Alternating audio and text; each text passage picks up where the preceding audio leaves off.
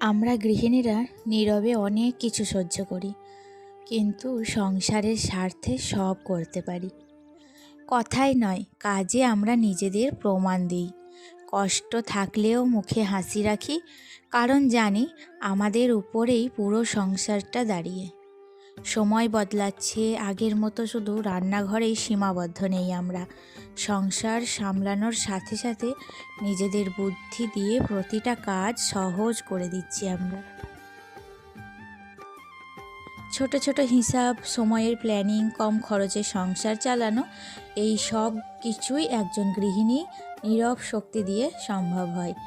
আমরা হয়তো বড় বড় কথা বলি না, কিন্তু আমাদের পরিশ্রমেই সংসারটা ধীরে ধীরে এগিয়ে চলে।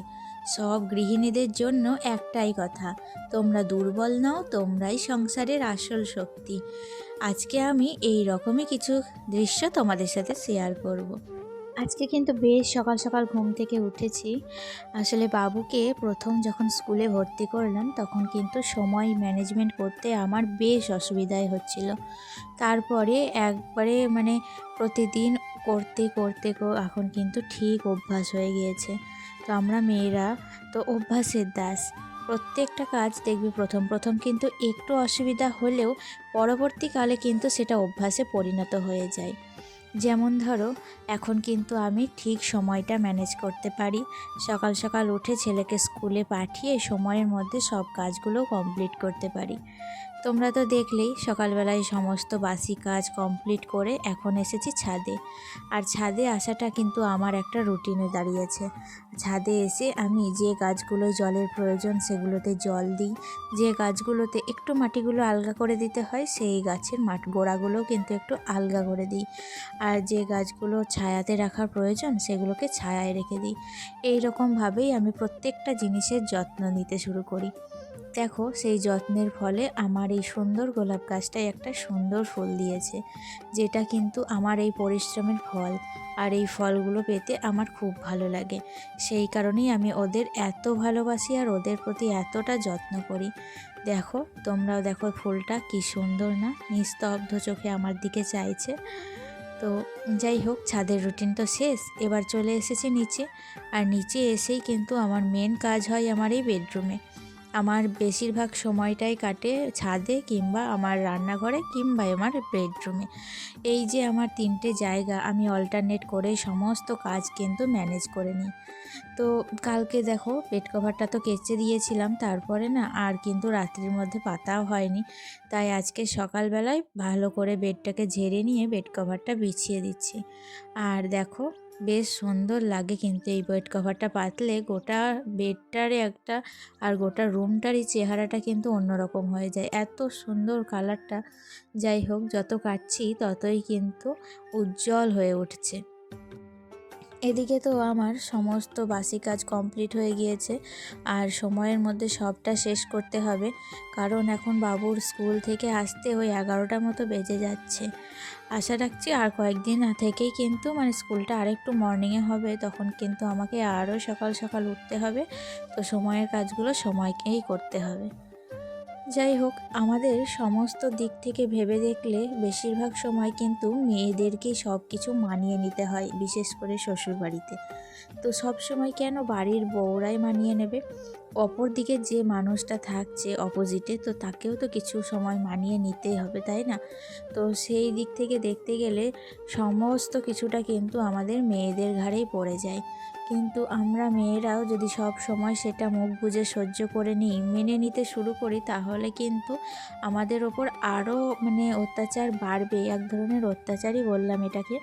তো সেটাকে আরও বাড়বে। তাই আমরা সবসময় সব কিছু যে মেনে নিতে হবে, যেটা অন্যায়, তো অন্যায়ের প্রতিবাদ করে মুখে যদি একটু তুমি কথা নাই বলতে পারো। আমরা কথা বলি না মুখে, কারণ আমাদের সংসারের মঙ্গলের জন্য, বা পাড়ার লোকে কি বলবে, অন্য লোকে কি ভাববে, এই রকম কথা ভেবেই কিন্তু আমরা মুখ বুজে সবটা সহ্য করি। কিন্তু পুরুষরাও তো অপোজিটে, তারাও কিন্তু একটু মানিয়ে নিতেই পারে, কারণ কি বলতো তারা নিজের বাবা মা কারোর ওপরে অতটাও কিন্তু চেঁচামেচি ওরা কিন্তু দোষ দিতে পছন্দ করে না, সমস্ত দোষটা এসে পড়ে বাড়ির বউদের ওপর। তাই বাড়ির বউরা কিন্তু এখনকার দিনে আর কেউ থেমে নেই, তাদেরকেও মুখ খুলতে হবে, তাদেরকেও সমানভাবে লড়াই করতে হবে, তবেই তারা এই সংসারে টিকে থাকতে পারবে। তো এটা আমি আমার ব্যক্তিগত মনের ভাব থেকে প্রকাশ করলাম, এটা কিন্তু আপনাদের মতামত না হতেও পারে। যদি আপনাদের ভালো লেগে না থাকে তাহলে অবশ্যই কিন্তু আমার ভুলটা আপনারা শুধরে দেওয়ার চেষ্টা করবেন।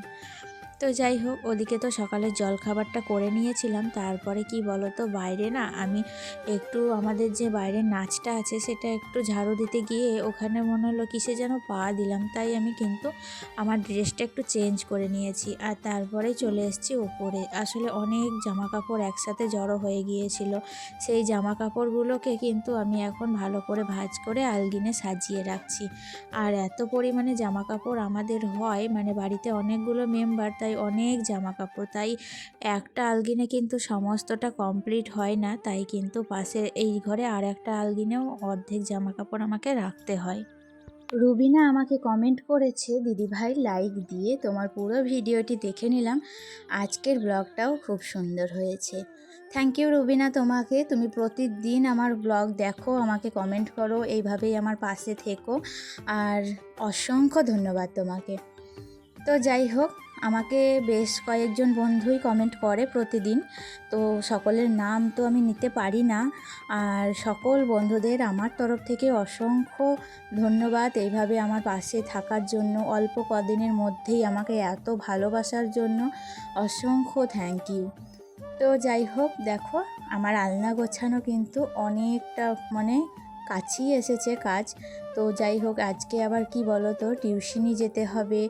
আজকে হচ্ছে মঙ্গলবার, তো জানোই তো আজকে আমাদের এখানে গ্রামে বিশেষ একটা যাত্রার অনুষ্ঠান হয়েছে। তো ভাবছি সন্ধেবেলায় তাড়াতাড়ি করে কাজ সেরে নিয়ে আমরা সবাই মিলে একটু যাত্রা শুনতে যাব। আসলে যাত্রা না অনেক দিন হলো, মানে গ্রামে তেমন একটি হয়নি, তো অনেক দিন পর এবছর সরস্বতী পুজো উপলক্ষে গ্রামে যাত্রাটা অনুষ্ঠান করছে গ্রামেরই কিছু লোকজন।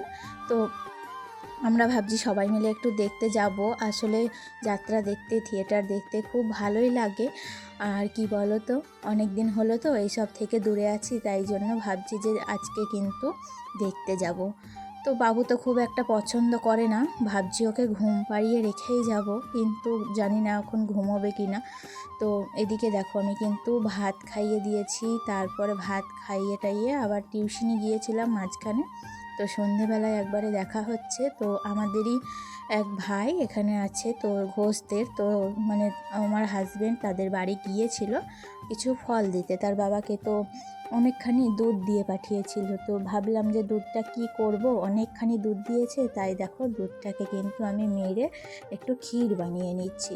টিউশনি থেকে এসে এসে কিন্তু এক মুহূর্তের জন্য বসিনি জানো, তো না বসেই কাজে লেগে পড়েছি, কারণ তাড়াতাড়ি কাজ সেরে নেব, তারপরেই কিন্তু আমরা যাব যাত্রা দেখতে। তো ক্ষীর তো করা কমপ্লিট হয়ে গেল, আর তারপরেই ভাবছি একটু পিঠে বানাবো। তো ওই যে ক্ষীরটা দুধের মানে কড়াইটা একটু মেজে নেব, কারণ শাশুড়ি মা তো দুধ খেতে পছন্দ করে না, তো দুধের কড়াইয়ে যদি আবার করি তাহলে কিন্তু উনি খাবেন না, গন্ধ করবে। তো সেই কারণে কড়াইটাকে ভালো করে ধুয়ে তারপর কিন্তু আমি এখানে দেখো মানে ওই যে কলাই সিদ্ধ করেছিলাম না ষষ্ঠীর জন্য, সেই কলাইটা কিন্তু ফ্রিজে রেখে দিয়েছিলাম। তো সেই কলাইয়ের সাথে একটু শাঁক আলু ভালো করে সিদ্ধ করে রেখেছিলাম ওবেলাতেই, তো সেই শাঁক আলু আর তার সাথে একটু চাল গুঁড়ি আর একটু ময়দা দিয়ে ভালো করে একটা ডো বানিয়ে সেই ডোর ভেতরে একটু খেজুরের পুর ভরে দিয়ে তারপর সেটাকে ভালো করে তেলে মুচমুচে করে ভেজে নিচ্ছি। আর এই ডোগুলো যেই ভাজা কমপ্লিট হয়ে যাবে তারপর একটু সেরা তৈরি করব, তারপরে সেই সেরাটার একটু ঠান্ডা হলে সমস্ত ডোগুলো ফেলে দেব। তো এইরকমভাবেই একটু রস পিঠা করব আজকে। আসলে কি বলতো, বেশ কয়েকদিন পর পর সরু চুকুলি পিঠা অনেক হয়ে গিয়েছে, কিন্তু রস পিঠাই একদিনও করা হয়নি। তো সেই কারণেই রস পিঠা করা, আর ভাবলাম যে জিনিসগুলো অপচয় হবে ফেলে দেব, তার থেকে বরং আর একটা অন্য কিছু আমি বানিয়ে নিই। আসলে যেটা আমার হাতে আছে সেটা আমি কেন করব না।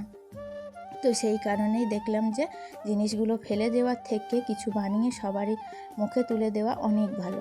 তো তো সেই কারণেই কিন্তু আমি দেখো অনেকগুলো ডো বানিয়ে ফেলেছি। আর এখন জল দিয়েছি, জলের মধ্যে বেশ কিছু বাতাসা ছিল, তো বাতাসাগুলো দিয়ে তারপরে তাতে ছোটো এলাচ আর একটুখানি খেজুরের গুড় দিয়ে আমি সেরা তৈরি করে নিয়েছি। আর সেই সেরাগুলো একটু ঠান্ডা, মানে 15 মিনিট মতো ঠান্ডা করে রেখেছিলাম। তারপর কিন্তু আমি এখন সমস্ত ডোগুলোতে ফেলে ভিজাতে দেবো। তাহলেই হয়ে গেল আজকের পিঠে। তো চলো এবার তো আমরা যাত্রা দেখতে যেতে হবে অনেকখানি, মানে বেশ 7টা মতো বেজে গিয়েছে, 8টা থেকে যাত্রা শুরু। তাহলে আসি বন্ধুরা, দেখা হচ্ছে নেক্সট ব্লগে।